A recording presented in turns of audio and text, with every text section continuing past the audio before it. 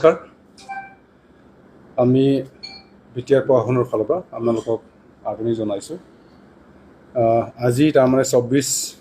এপ্ৰিল 2023 তাৰিখে অসমীয়া প্ৰতিদিন কাকতত আমি দেখিবলৈ পাইছোঁ যে বিটিআৰৰ যোৱা 25 মাৰ্চ তাৰিখে হোৱা এক্সিকিউটিভ কাউন্সিল মিটিঙত যিখিনি সিদ্ধান্ত মানে ডিচিশ্যনছ মানে পেৰা 5.1ত যে বিটিআৰৰ ভিতৰৰ যিমানখিনি ৰেভিনিউ চাৰ্কলছ আছে মাটিবাৰীৰ ক্ষেত্ৰত যিবিলাক চিঠা নামজাৰি বা ফিল্ড মিউটেশ্যন এইটো সম্পূৰ্ণভাৱে বন্ধ কৰি দিয়া হ'ব ধৰণৰ এই ডিচিশ্যনটো আচলতে আমাৰ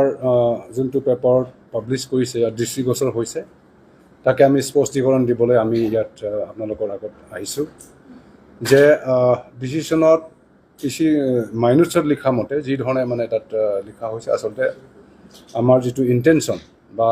যিখিনি আচলতে ডিচিশ্যন হৈছিলে তেনেধৰণৰ নাছিলে অকণমান টাইপিং এৰৰ আৰু মানে কিবা হেৰি হোৱাৰ কাৰণে কিছু তাত ভুল থাকি গৈছে আজি আমি ইতিমধ্যে ইয়াৰে কৰিজণ্ডাম বা ইয়াৰে স্পষ্টীকৰণ মানে আমি নতুনকৈ মানে হেৰি কৰি দিছোঁ যে কথাটো এনেকুৱা আছিলে যে লেণ্ড ৰেভিনিউ এডমিনিষ্ট্ৰেশ্যনত মাটি হস্তান্তৰ বা ট্ৰান্সফাৰটো অতিকৈ গুৰুত্বপূৰ্ণ কথা আৰু এই হস্তান্তৰ আমাৰ যিটো চিঠা বহী যিটো ফিল্ড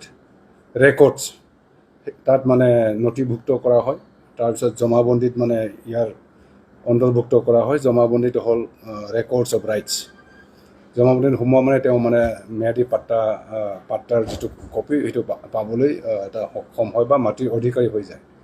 এতিয়া এই ফিল্ড মিউটেশ্যনৰ ক্ষেত্ৰত যোনটো নেকি চিঠা নামজাৰি বুলি কয় যে আমাৰ BTC প্ৰশাসনৰ পাৰ্মিশ্যন নলোৱাকৈ বা আগৰ দৰে যি ধৰণে অসমৰ ভূমি আইন মতে চলি আহিছিল যে গ্ৰামাঞ্চলৰ যিখিনি মানে মাটি বাৰী ৰাইজৰ মানে নথিভুক্ত বা নামজাৰি কৰা প্ৰক্ৰিয়া সেইটো মানে ফিল্ড মিউটেশ্যন বা চিঠা নামজাৰি বুলি কৈ তেনেকৈ কৰা হৈছিলে কিন্তু এতিয়া আমি বিটিআৰৰ ভিতৰতো যে কিছুমান ৰেভিনিউ চাৰ্কলত মানে মাজে সময় এই চিঠা নামজাৰি বা ফিল্ড মিউটেশ্যনটো হৈ থকা বুলি আমি গম পাই পেলাই মানে এক্সিকিউটিভ কাউন্সিলে এই সিদ্ধান্ত মানে ল'বলগীয়া হৈছিলে কিন্তু এই সিদ্ধান্তটো এই কাৰণে ল'বলগীয়া হৈছে যে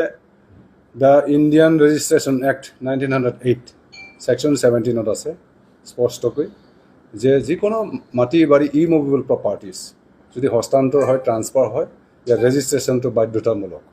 আৰু একৰ্ডিংলি 1908ৰ পৰা 2009ত অসমে নতুন আইন এটা মানে এমেণ্ডমেণ্ট কৰি লৈছে যে ৰেজিষ্ট্ৰেশ্যন আছাম এমেণ্ডমেণ্ট এক্ট 2008 প্ৰায় 100 বছৰৰ পিছত ক'বলৈ গ'লে